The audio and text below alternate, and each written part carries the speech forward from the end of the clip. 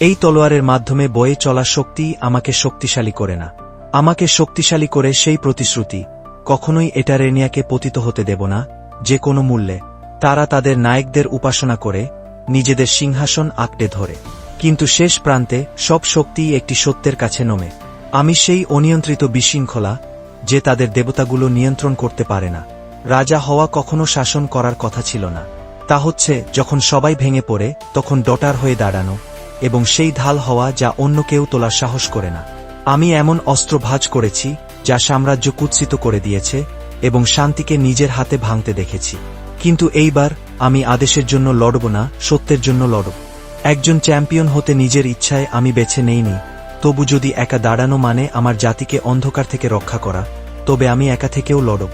আমি আদেশ মেনে চলেছি, কর্তব্য পালন করেছি, এবং আমার সংশয় পুঁতিয়ে রেখেছি। কিন্তু এখন আমি সত্যটি দেখতে পাচ্ছি, এবং আমি প্রতিটি মিথ্যাকে ছাই করে দেবে নিজ থেকে আত্মীয়তা উদ্ধার করতে। আমি বাহিনী নেতৃত্ব দিয়েছি এবং ভাইদের কবর দিয়েছি, তবু কোনো শত্রু আমাকে কখনো ভেঙে দেয়নি। আর যতদিন আমি শ্বাস নিচ্ছি, এটারেনিয়াকে পতিত হতে দেব না। তারা আমাকে অন্য কারো যুদ্ধে একজন সৈনিক বানিয়েছিল, কিন্তু আমি রক্ত, আগুন ও ধোঁকায় নিজের পথ খোদাই করেছি। আর এখন আমি থামব না। তারা আমাকে এই তলোয়ার দিয়েছে শাসন করার জন্য নয়, বরং যুদ্ধের ধারায় থাকা রাজত্বের বোঝা বহন করার জন্য। যদি আমি পড়ি, তাহলে এটারেনিয়ার অন্ধকারের মোকাবিলায় দাঁড়ানোর মতো আর কেউ থাকবে না।